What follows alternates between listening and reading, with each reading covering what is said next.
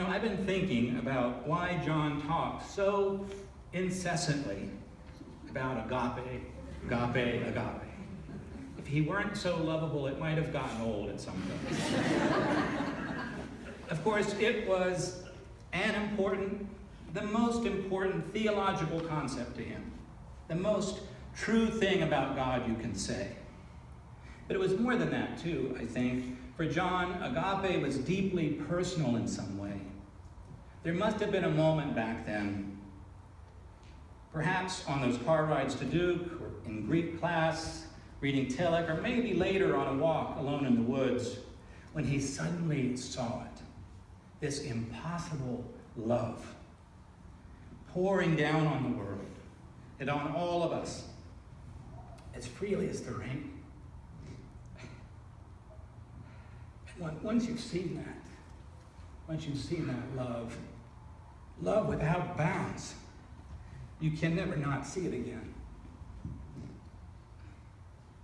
Faith is not an opinion, Paul Tillich wrote, but a state.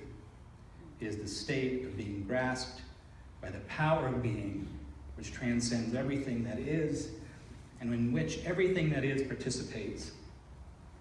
William Sloane Coffin altered it and put it another way. He said, faith is not believing without proof, but trusting without reservation. Faith is recognizing that what makes God is infinite mercy, not infinite control, not power, but love unending. And faith, he said, is allowing our lives to be grasped by the power of that love. That's the thing to remember today. John Lackey's life was grasped by the boundless love of God. And once that happens, you can never be quite the same again. All you can do is try to point toward that love in everything you do.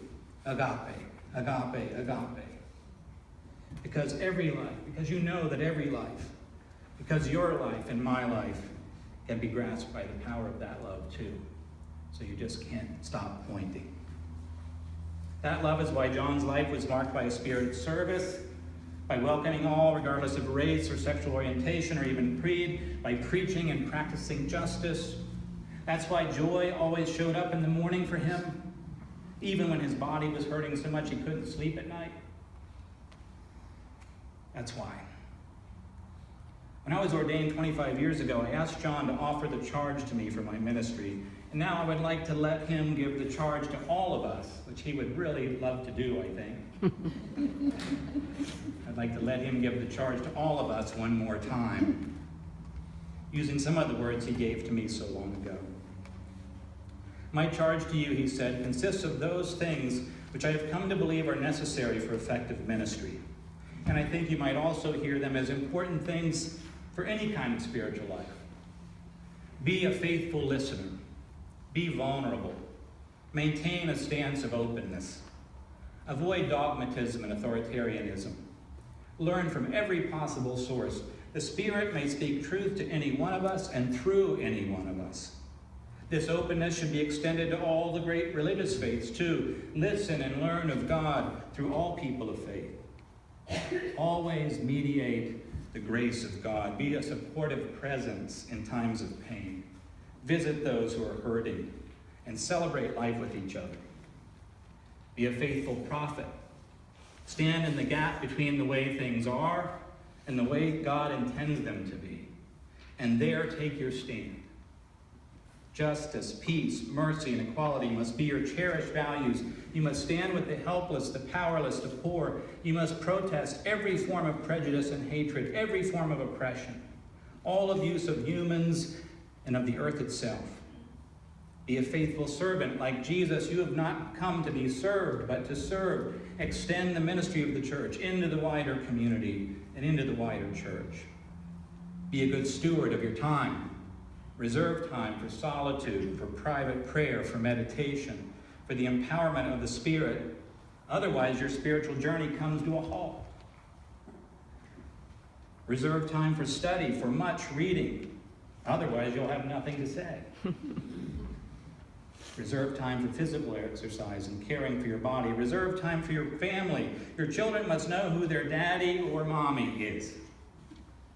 Of Of course, my special prejudice is that you must reserve time for the wildflowers, for walks in the forest, the open fields, and along the mountain trails. God will meet you there in a special way. Above all, I would charge you not only to proclaim the good news of God's unconditional love, but to embody it. For such is the way of Jesus. Listen, sisters and brothers, friends, like every single one of us, John was not a perfect human being, or father, or husband, or pastor, even if he occasionally thought so. But for every single one of us, he sometimes managed to not only proclaim the good news of God's love, but to embody it. And for that, we are and always will be grateful. For that, we can say, well done, John, well done. And thank you. Thank you for sharing the good news of God's impossible, beautiful, transforming love with us.